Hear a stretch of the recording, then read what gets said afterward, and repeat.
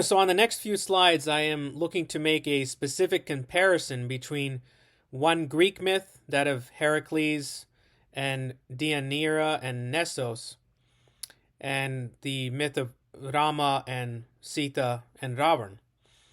And the title of this slide is that Heracles fights centaurs and Rama fights the Rakshasa demons, who are very similar in many ways to the Night Stalkers of European folklore. And so on this graphic here, we see the Caeretan hydriae number 17, and on the left you have Heracles with a bow and a club about to attack Nessos, the centaur, who has Deianira in his grasp, or is trying to take her away through another abduction.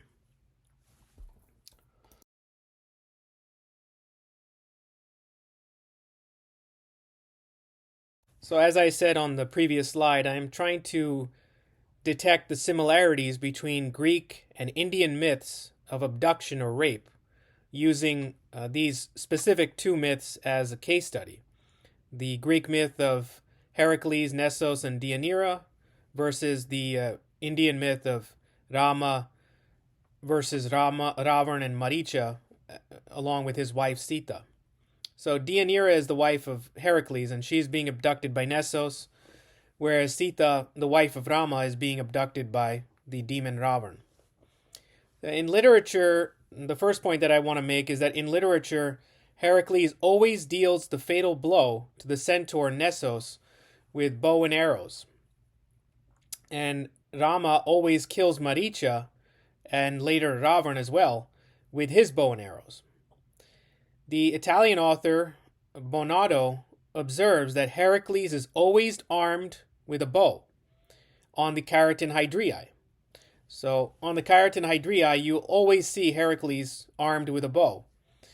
And similarly, Rama is the perfect analog, for Heracles, because he's always got the bow in his hand as well. The bow is a prominent weapon for both of these heroes, as well as Apollo. Now, the next point is that when we look at the demons, Nessos the centaur is depicted unarmed on all three Caeretan hydriae, and Maricha the deer is also unarmed, of course, in his golden deer form. And like the demons Tityos and Nessos, he contorts his animal body to look back at his assailants. And you can see in the previous slide, Nessos also looking back at Heracles while he's trying to abduct his wife Deianira. Now, the last point of comparison is the most complicated. At the very moment that Rama kills him, Maricha deceives Sita with cries of "O Sita, O Lakshman" in Rama's voice, so that Lakshman himself leaves Sita alone to help Rama, and then Sita is alone and Ravana is able to abduct her. So in this situation, Maricha uses Rama's voice to fool Sita into sending Lakshman unwillingly to help protect his elder brother Rama. And that isolates her, and that's what gives Ravana an opportunity to kidnap her. So she's deceived in many ways in this episode. She's deceived by the golden deer itself and its alluring qualities, as well as these, cries at the end by Maricha that are meant to decoy Lakshman away and make Sita believe that Rama is in trouble. And also the other deception is Ravana's disguise as a mendicant, which allows him to approach Sita and then kidnap her.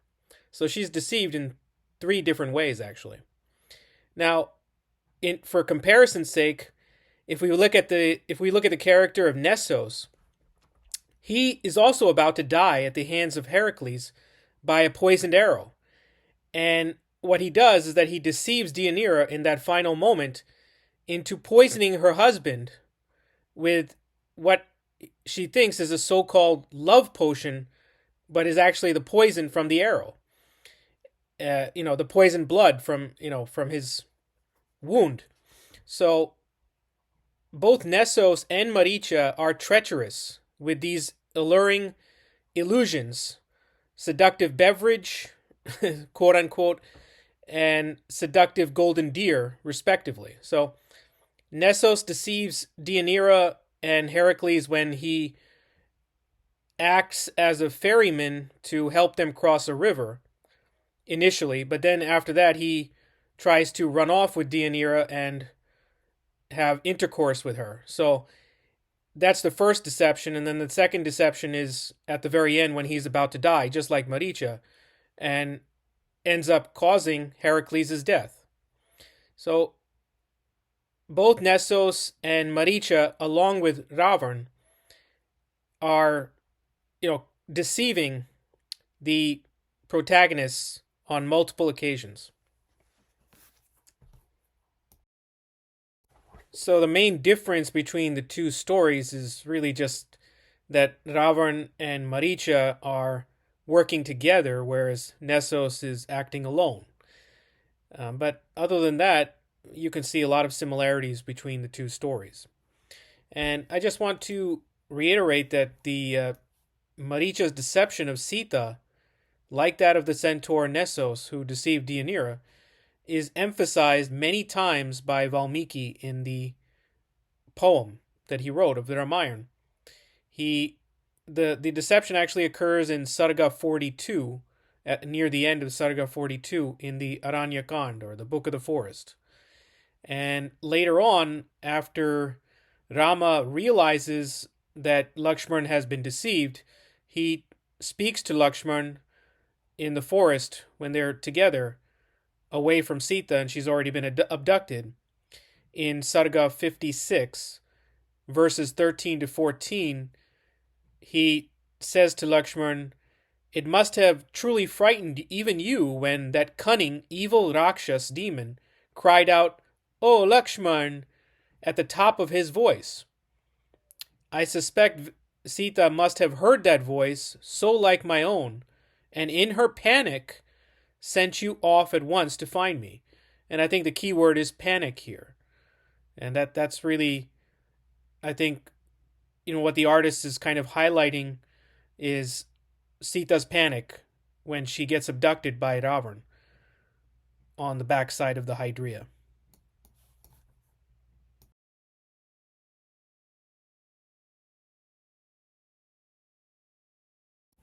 Now I just want to compare and contrast the narrative art styles of the Etruscan depictions of these two myths, Greek and Indian, in the Caeretan hydriae. So we're going to compare the Greek and Indian mythological characters and also contrast the narrative structure. If we notice on the number 17 hydria, the main characters of the Greek myth, Heracles, Deianira, and Nessos, are all placed together in the same scene, as is the custom in Greek art. But if we look at hydria number 2, it does not depict a complete narrative in one scene, but in 3 connected scenes, which is also the norm in Indian medieval art. And the main characters, Rama and Lakshman, are on one side, along with the golden deer Maricha. And on the other side, we have Sita and Ravana, depicted twice each, in 2 different scenes that are divided by the lotus palmette. Now, comparing the characters themselves, we see that the 2 villains, Maricha and Ravana, represent the same role as Nessos in the Greek myth. Nessos also flees like Ravana and turns toward the hero, Heracles, just like Maricha in the deer hunt as well. So in the number 17 hydria, we see Nessos fleeing as well as looking back at the assailant, Heracles, who's attacking him. And it's the same as what we see with Maricha, who's also fleeing and looking back at the 2 assailants, Rama and Lakshman. Now, Sita herself, the lady, she represents the role of Deianira, of course, and they both raise their hands against an abduction, either to get help from the hero or to resist the villain.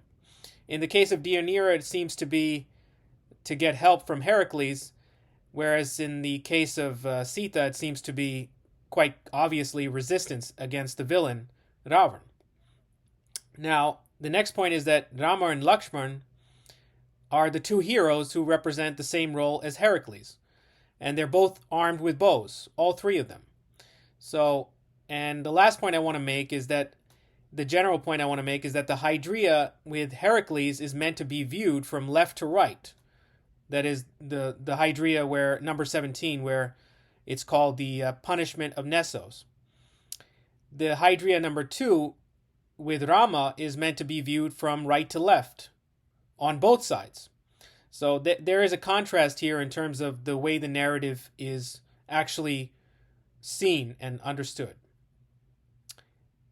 And the last point I want to make is that based on all this information, I think a good title for the theme of the Caeretan hydriae number 2 is the Golden Deer Hunt and Sita's Abduction, because both are equally important to understanding the connected narrative, or you need to know both to really understand that it's a connected narrative. So that's another title that it could be given.